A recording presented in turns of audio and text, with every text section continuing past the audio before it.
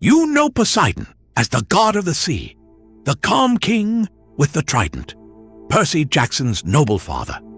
The Greeks knew him as something else entirely, one of the angriest, most destructive gods who ever existed. A god you did not pray to for help. You prayed that he would simply ignore you. This is the honest version of Poseidon. Start with how he got the sea, because he never really wanted it.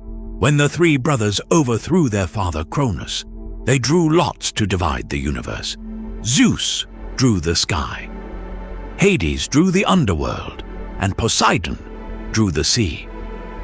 But unlike Hades, who accepted his realm, Poseidon spent eternity resentful that he had not been given more. He was the second most powerful god on Olympus, and he never stopped acting like a king who had been cheated of a bigger throne. And here is the first thing people forget. Poseidon was not just the god of water. His oldest title was Earth Shaker. The Greeks believed that every earthquake that ever cracked open the ground was Poseidon striking the earth with his trident in anger. He was not a gentle god of tides. He was the god of the most sudden, violent, unstoppable disasters the ancient world knew. The storm that drowns the fleet, and the quake that swallows the city. When Poseidon was angry, people died by the thousands, and he was angry often. Consider what happened to the city of Athens. Both Poseidon and the goddess Athena wanted the city named for them, so they held a contest. Each would give the people a gift, and the people would choose. Poseidon struck the ground and produced a spring of water, but it was salt water, useless to drink. Athena planted the first olive tree, which gave food, oil, and wood. The people chose Athena, and Poseidon, humiliated at losing to his own niece, did not accept it gracefully. He flooded the entire plain of Attica in a fit of rage, drowning the land of the very people who had just rejected him. But the darkest story is one you already know, told from the wrong side. Medusa. Before she was a monster, Medusa was a beautiful young priestess in the temple of the goddess Athena. And it was Poseidon who assaulted her there, inside that sacred temple. When Athena discovered what had happened in her own holy space, she did not punish the god. Gods do not punish each other for that.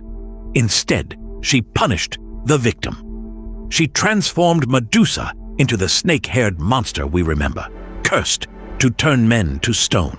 Poseidon walked away without a scratch. Medusa paid for his crime for the rest of her life, and beyond it.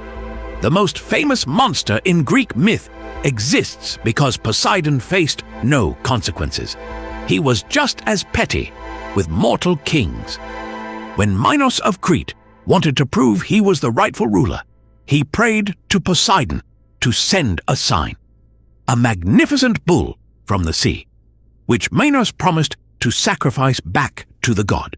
Poseidon sent a bull so beautiful that Minos could not bear to kill it and kept it for himself.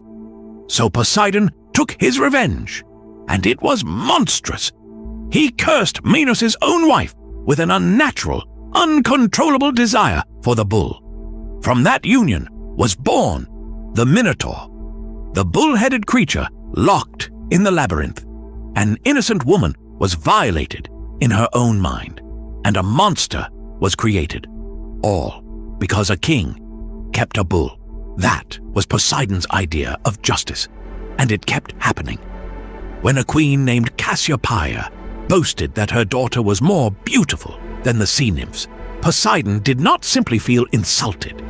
He sent a gigantic sea monster to ravage the entire coastline of her kingdom, destroying ships and devouring people until the terrified king was forced to chain his own daughter, Andromeda, to a rock as a sacrifice. A whole nation was punished for one woman's careless words.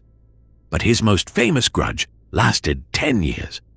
When the hero Odysseus blinded the Cyclops Polyphemus to escape being eaten alive. It turned out the Cyclops was Poseidon's son, and Poseidon's vengeance was relentless.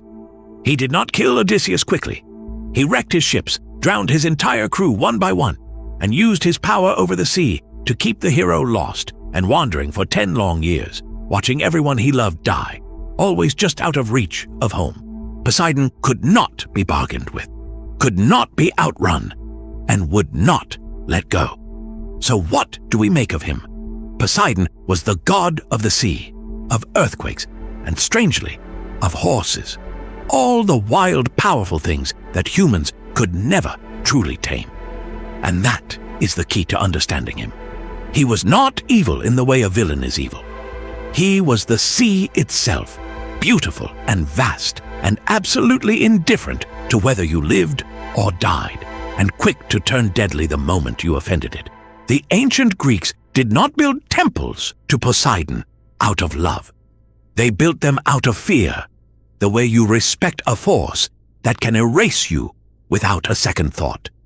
So when the video games make him a towering, monstrous enemy, and the movies make him a kind and gentle father, remember that the monster is closer to the truth.